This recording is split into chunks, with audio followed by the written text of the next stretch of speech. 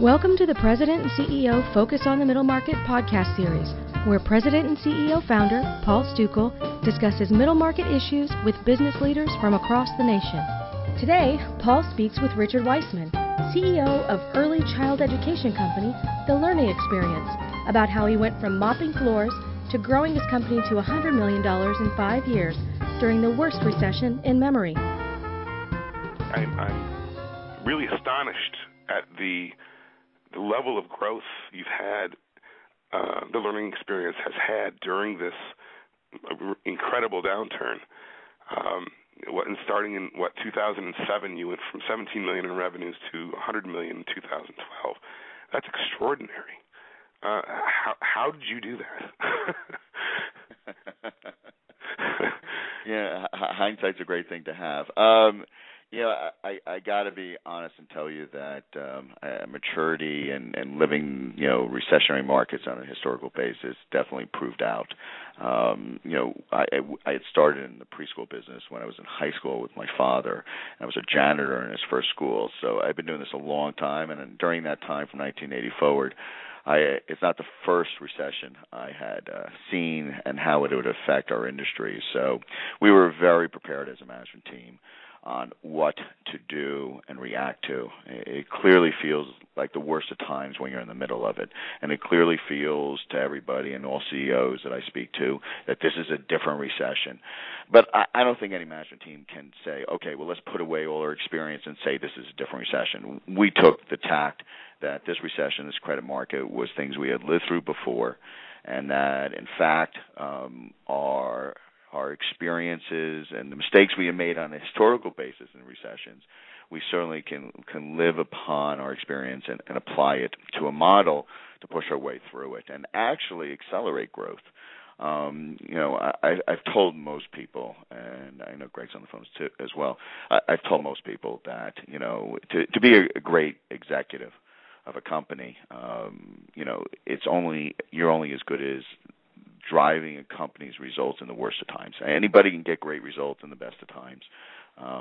And candidly, you really prove a model out when you stress tested it during the worst of times. So what we had faced going into the 2008 recession was that, and we do have a board of directors that do consist of some Wall Street insiders, and we took a position. I think our board thought we were a little crazy because our position was, hey guys, this is great. Recession's coming about. Let's push the pedal to the metal and let's actually accelerate growth.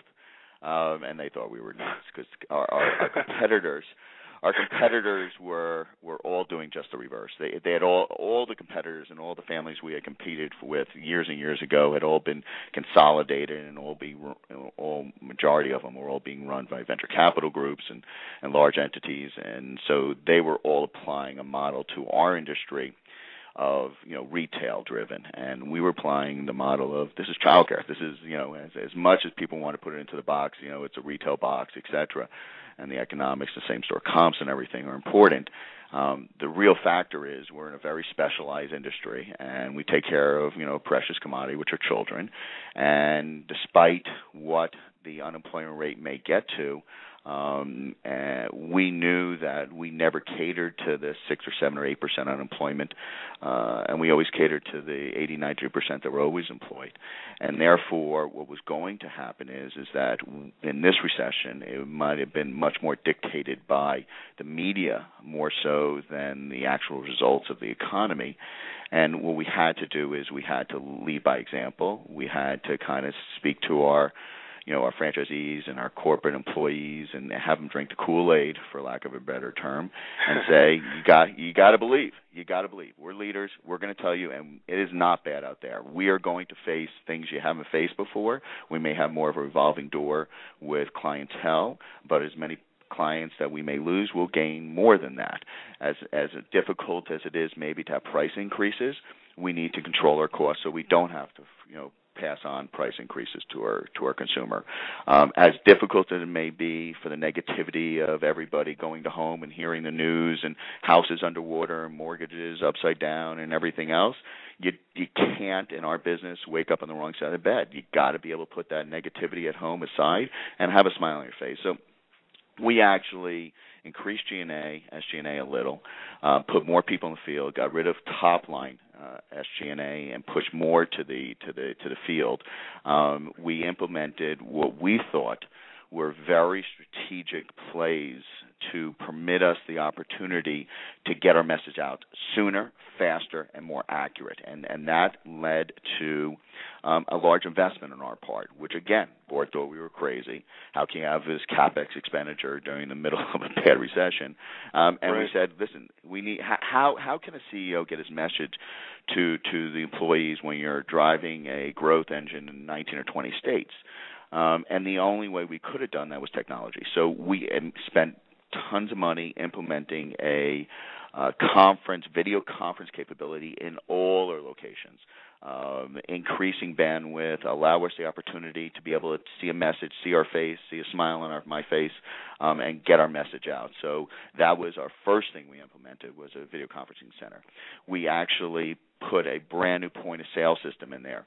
We actually consolidated all our point of sales and management tools downloaded here at corporate office on a real-time basis, 24/7, to be able to analyze and give feedback. We set up departments solely for the sole goal of giving feedback to help them cut expenses while not getting rid of the quality of a brand. We put more people in the field. We put more of our executives in the field. I personally visited locations. Truth of the matter is, it might sound really funny to you, but we used to wear suits and ties. I got rid of suits and ties and said, let's just go casual. Why should we have employees? Why should we have our employees go spend all that money on suits and ties and excessive wardrobes in the height of the economy? And the truth is, get more relaxed. Get relaxed. Wake up in the morning. You can look proper and still get rid of that suits and ties. So we wanted to give them the luxury of being comfortable, to be able to really have that smile on their face and really access corporate and the executives. And we implemented a whole concept here where every single executive is available with our cell phones 24/7 to every employee in the company, no matter where they are. And that allowed us, a great ability to say, hey, guys, we're actually going to grow. We're actually, the world's not coming to an end as far as our company is concerned, and we're going to have an ability to drive this engine. The other thing that we realized dealing with multiple recessionary markets before was the clear fact that economies just are cyclical. This is just something normal. It's not like this is the worst of times. This is just a cyclical event that happens every 7 to 10 years. Credit crunches happen. Last one I was in the early 90s. We experienced great growth in our predecessor company. So we knew what we were going to face. And what we realized is that while all our competitors and while other competitors for a particular piece of property, such as banks and sub-sandwich shops and burger shops, were all competing for a great parcel of property, they're no longer competing in a bad economy. They were all slowing growth, and so now we had a better chance of getting better locations on Main and Main than we had historically. So then it came down to what the obvious thing is for all executives, and that's capital. How do you push your way through capital? So what we realized as a company is that capital is always available in every economy. I don't care how bad it is. Capital still was available during the Great Depression to great companies. So sure. But it costs more. And so what do you have to do? Well, what companies and great executives should realize is that capital is a necessity for growth of a company. It just is. And whether it's developing the store or real estate capital or working capital or capital for franchisees or capital for company-owned stores, what we realized is that it was just going to cost more. It's always available, whether it's from a private, very wealthy individual to, other types of financial institutions, and it was just going to cost a lot more money. Well, how do you do that with having, without justifying, great dilution of stockholder value, or having something you just can't afford. Well, the only way to suffice that is actually the true belief that you can grow faster in a bad economy. So if you're going to pay more for capital, the only way you can overcome that is to actually accelerate growth and actually produce additional cash flow through that accelerated growth. So if you have a great model that's going to survive in the worst of times, and you really believe in it, and it's going to do well, and you're not, and despite the fact the economy, you're still going to have great same-store comps, etc., then you really should just accelerate, open a couple more stores, generate more cash flow to support the additional capital needs and additional cost. And so that's what we realized. We realized that we should just push this pedal to the metal. We should grow this brand if we really believe in it, and we did. And the last thing is lead by example. And so in our industry, which is just amazing, and I use this pun a lot, that we're in infancy. The child industry is still in its infancy. It's amazing. Software programs feel like they're still written on DOS. It's amazing how antiquated our industry is from being looked at as a real industry. And so we find ourselves in this unique position to drive an engine with the ability of leading by example. And the only way we could have done that is open company-owned stores and start pushing ourselves to be great leaders because we do it. And so in our industry, you're either 100% franchise-driven or 100% company-owned. And so we're somewhat of this bastard of a hybrid. Of a company. Hybrid's probably a better word. Yeah, hybrid. Hybrid. That you find yourself in the ability to say, listen, we're really good operators, and so we're going to open a company on stores. And so when I go back to what I said in the beginning, and that was, drink the Kool-Aid and believe. It's very difficult for a 100% franchise company for the franchisor to say, you know what, you're not going to get hit by this economy. You're going to be able to grow. You're going to be able to justify reinvesting in your center, your capex expenditure, marketing, and driving growth and make money during that period of time, and it's difficult for franchisor to do that because they don't run company-owned stores, and so they really don't have the example. What we said is, let's accelerate company-owned store growth, and let's prove to the franchisees that we can do it. And we became just an amazing leader because our company-owned stores do as well as our franchise stores from a margin point of view and growth point of view. And from that vantage point, when we say your labor cost should be X and your closing ratio should be Y, that's because 30% of the centers out there are controlled by us.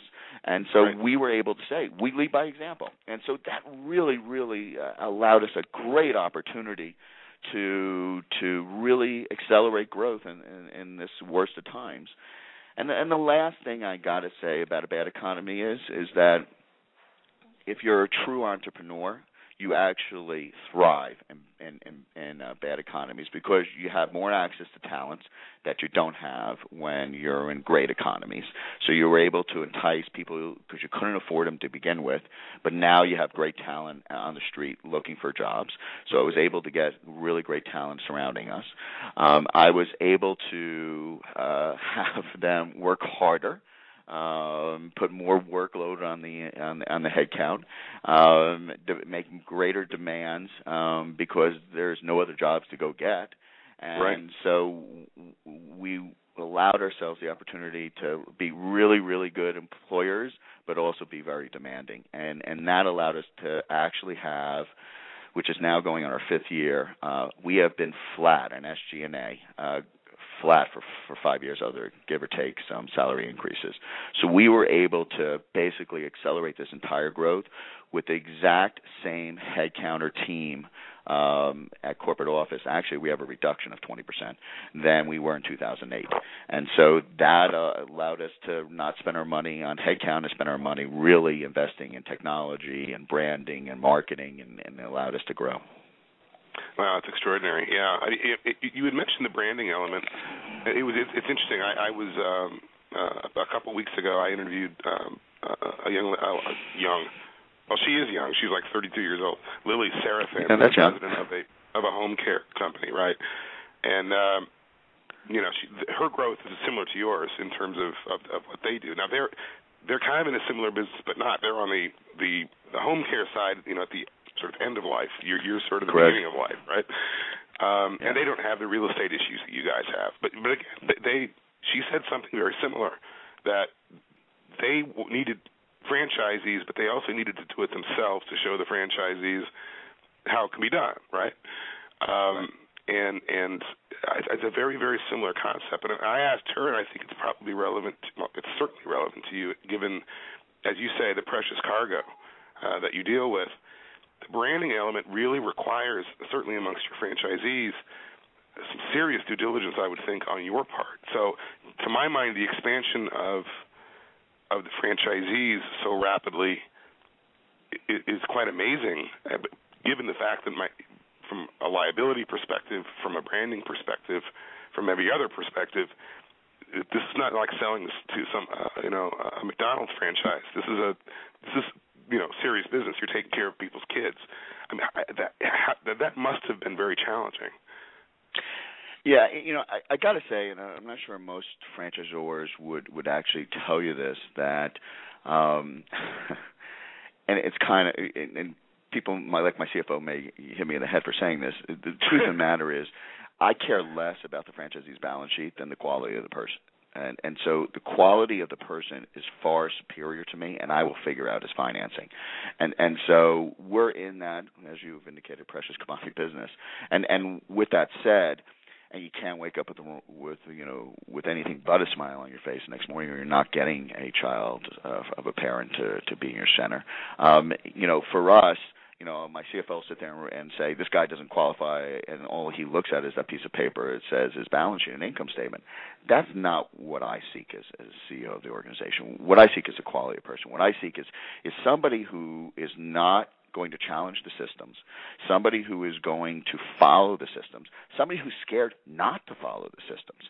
And so I do not like very experienced entrepreneurs that buy businesses, sell businesses, own 10 different businesses, and we have some of them, and they've been successful with us. What I love is a husband and wife combination where one of them is going to retain an income to be able to put food on the table from another source. The wife is going to be at the center and maybe be the administrator or director at the center or business manager at the center, and then the husband can join once the center becomes stabilized. And that is the quality of person, somebody who has worked for a large organization before, who is used to following systems, who is used to having, a question answered when they're concerned about something. And so what we had to realize, and certainly in the worst of times during this last recession, any great franchisor has been around a long time. What they are is a culmination of their mistakes. A franchisor should be somebody who has a historical, a very experienced historical trend for opening his types of businesses, and who has made mistakes. Yeah, close units, open units, didn't do this, fix this, may even has litigation. We are a culmination of our mistakes, not a culmination of our successes. And so what we write, every time we make a mistake, we write an operating procedure manual to not make a mistake. So why would we want our franchisees to make the same mistake that we paid a serious price for on a historical basis? That's not why you buy a franchise. And so for us, it's a quality person rather than a balance sheet. But the one thing I got to say is this. A lot of time is wasted on the 10% or 20% of the system that will not be successful. And it's not because of location, it's because of management. In 99% of the cases where a center was not successful day one, it has never been, maybe just the Detroit marketplace in this most recent period, but excluding Detroit, it has not been, in almost every case, a real estate location issue. It has been a management issue. And so there's just so much time that we, as a franchisor, commit to retraining. Yes, we'll do it once. We'll do it twice. We'll do it 3 times. But at some point, if you are not built to manage people, if you were not built to lead, if you were not built to effectively manage your money, no matter how much training I do, I'm not going to be able to train you to be a leader. I'm not going to be able to train you for something you fight back about all the time. If you're open to learn, we can do a lot of great things in training you. We can do a lot of great things with our technology and system to help support you. But those franchisees, and a very small percentage of them that fight back on a continuous basis, you got to let drown a little to be able to say, okay, now are you going to do it our way? If you're not going to do it our way, then it takes us as a company so long to get a piece of real estate approved zoning-wise, to get the financing done, especially in the worst of times. We're not going to let that store drown. So we actually set up a what we call a disposition account and went into struggling franchisees and said, okay, guys, we're willing to lend you working capital. The franchisor, which is kind of a unknown in the franchise business, you're not supposed to say franchisor lend working capital, but we did.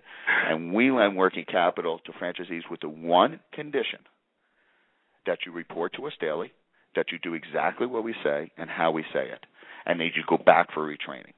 If you don't agree to do that, then we're not lending working capital. And if you drown, we're going to take back the store. And so that is the theory that worked out very well. It's harsh for those people that didn't want to follow the system, and it was very giving for those that say, I want to be part of the system and I want to learn.